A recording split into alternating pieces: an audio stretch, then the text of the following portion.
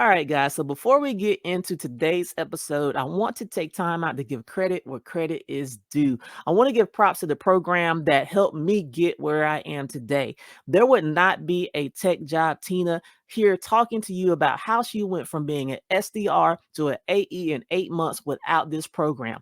That program is Course Careers. It's a self-paced, affordable course that you can take to help you get into an entry-level tech role. Now, I took tech sales and I never looked back. But hey, maybe tech sales is not for you. That's okay. They got other entry level tech roles that you can choose from, all at a very affordable price. And I'll even help you make it even more affordable by giving you my discount code link so you can take an additional $50 off of any course that they offer. And they also have payment plans available. So for those of you on the fence looking for a way to break into tech, I am a walking, breathing testimony that it works. So get off that fence and go get your tech job. Peace.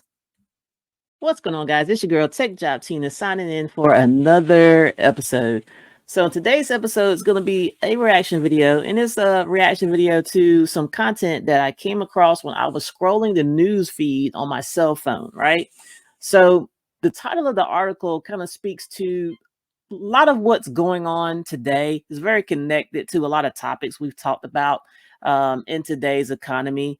And what I mean exactly is the topic of adult children living with their parents, right? Whether those children had to move back in with their parents or whether those adult children never ever left the nest to begin with. Now, there's a multitude of reasons why adult children could be living with their parents.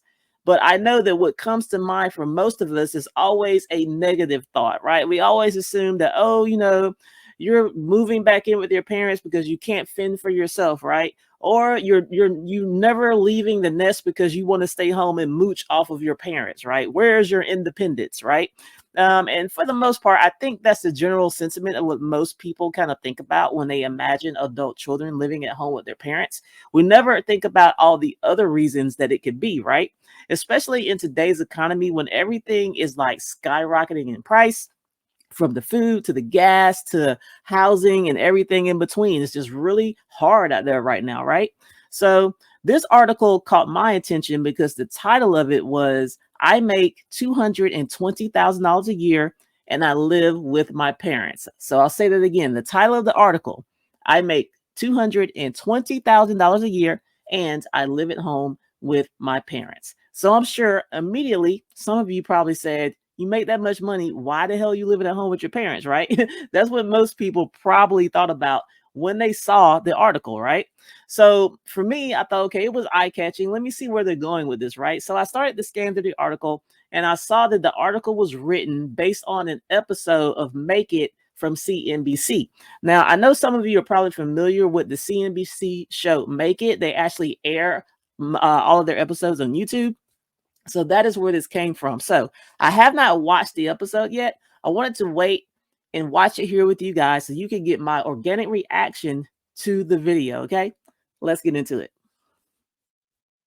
The fact that I'm living with my parents, there's a lot of stigma attached to it. There is a cultural aspect to it where it is required that you take care of your parents. It's a choice. It's a choice that I made to be with my parents, and I'm grateful for this choice. I'm able to save living with my family. I've been able to build a real estate portfolio with 4 investment properties, looking at the 5th one. And I do think my relationship now has been the best with my parents than it has been before. My name is Sal Khan. I am 31 years old. I make $220,000 a year, and I live with my parents in Houston, Texas. I work in tech sales for a software company out in the Bay Area. My base salary is $155,000. The rest is just bonus. Wait a minute. Wait a minute. What the hell did you just say? Did Sal just get on here on these YouTubes, y'all, and say that he made $150,000 base? He didn't say OTE. He said $150,000 base, right? So if you guys were watching my last episode, or maybe it was a few episodes back where I did my last recap, I told you guys that my base pay for this AE role was $55,000. I also told you in that same episode, AE salaries can be all over the place, right? Sal is making $150,000 base. Now, I don't know, maybe he's an enterprise AE. Maybe he's mid-market selling a very high ticket item. I don't know where he is in his career, but man, you couldn't tell me nothing if I was making $150,000 base, right? Man, Tech Job Tina got to get her coins up. And commissions. I'm on a 70-30 plan, which means my total comp is 230, but that doesn't mean that I'm capped at 230. I can always exceed the bonuses, and it really just depends.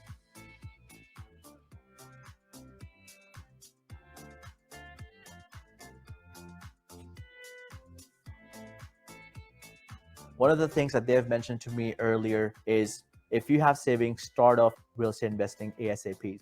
My goal was like to make sure I can have enough savings to go get my first property. For my 4 properties, the approximate net income will be $8,000 for the year.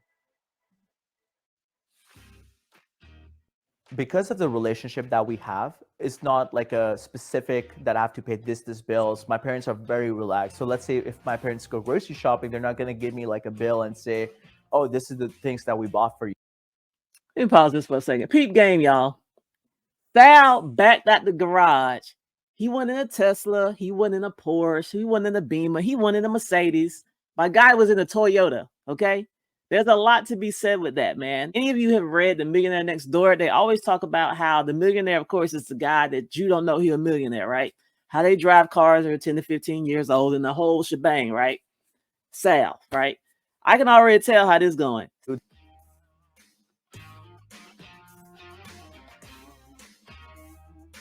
Every month, I try to give my mother $200 just like a gift.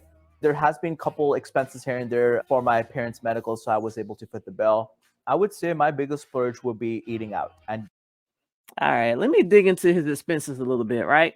Okay, so he spends $6,000 a month, right? Which sounds high to some of us, right? It's all relative, right? So let's compare that to what he makes. So $6,000 a month is what? That's $72,000 a year in expenses, right? And he's got some discretionary expenses in here. There, he can decrease if he wants to. He already said he likes to eat out, right? But he makes the money. He can stay where he's at, and he'd be totally fine. And the reason why I say that is $6,000 a month to $72,000 a year. Sal makes $220,000 a year. So what that tells me is even after Uncle Sam has his way with his check, he's probably left with somewhere close to $150,000 a year, right? So he's got an additional $75,000 in cash that he can go do other things with. That's why he's able to invest in real estate. He's got a lot of money left over in his annual salary to go do something with. So let's get into it. traveling.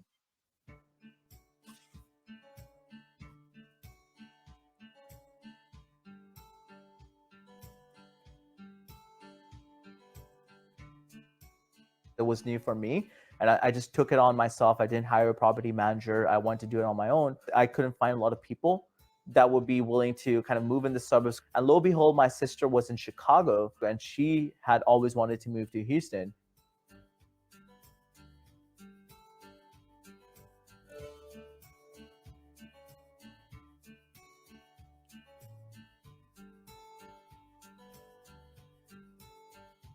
Like the typical landlord relationship is not there, because she's my sister. It's more casual. It's a good relationship, and I'm really happy that I got to help my sister and she got to help me.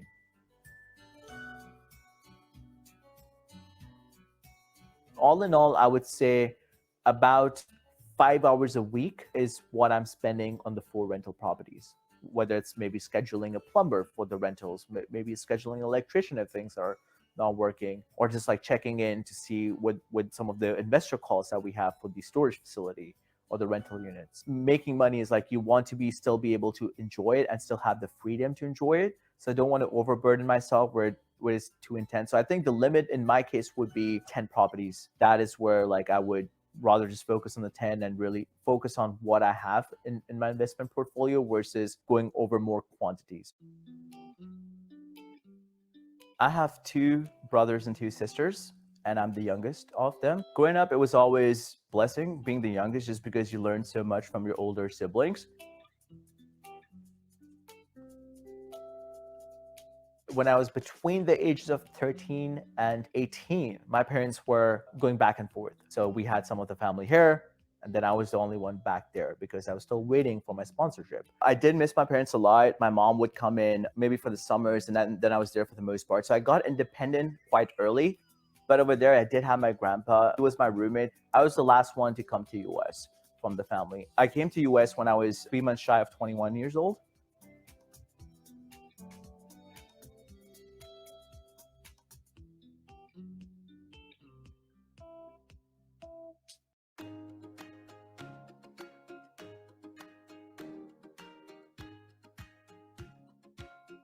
We're a very close family, and we have maintained that till this day. I do feel there is a part of me that makes up for the lost time.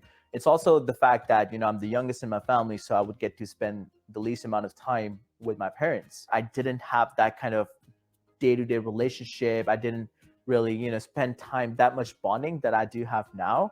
So I think that has been the blessing. There was that missing piece where this is an opportunity that we could, use as a family and really improve our relationship. But the fact that I'm living with my parents, there are some adjustments that I'm making, especially when I look at the biggest adjustment would be my dating life. So the person I'm dating now she's living with her parents, I'm living with my parents. And when we move in together, there's a possibility that her parents, as well as my parents, will be living together. So it's just like one of those things where you just have to find people that understand your situation.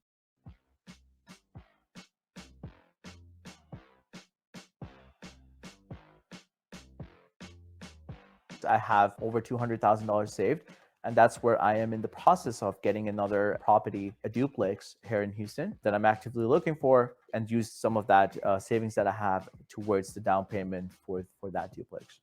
I do plan to move out eventually. I'm thinking in the next 2 to 5 years. I don't have a specific timeline yet. I think for me, it's really more about the financial targets that I'm at. I do want to get to at least $2 million in assets before I move out. So that's my personal goal. I do want to bring in my parents, and that's only because I do take care of them. They love living with me, and they have explicitly mentioned that wherever I go, they want to go with me. So that's the whole part of that, where especially as they get older, there are definitely more needs. And for me, that's like my biggest honor. Like, I get to be with them and spend more time. So that's the idea here, where we do move out, it'll be with me, and we'll go from there. All right. What you guys think of that? What you guys think of what, Sal's got going on? He's making a great salary. He's taking care of his parents. He's proud to be taking care of his parents, making good investment choices. I love it. I love it. So when I think about, all the reasons that you can be living with your parents, this is what you hope the reason is, right? Because you making that choice, you haven't been forced into it by some bad situation. You're making the conscious choice. This is what I want to do. I want to give back to my parents the way they've given to me, taking care of them, so on and so forth. I love the plan that he's got. He said, look, in 2 to 5 years, my goal is to have $2 million in assets, right? Sal is well on his way, and judging by the way that he's moving, I think he's going to make that goal closer to the 2-year mark than the 5-year mark, right? So I love it. I love it. He's making 220 grand a year.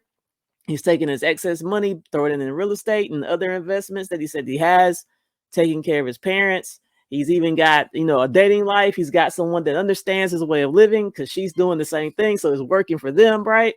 So I think it's beautiful. I absolutely love it, right? So this to me is a testament to why it's so important to make good income, right? So that you can help the people that you care about, the people that you love, that you can also, pour into yourself as well. We all have things we want to do, whether that's starting a business or doing investments or just living life, right?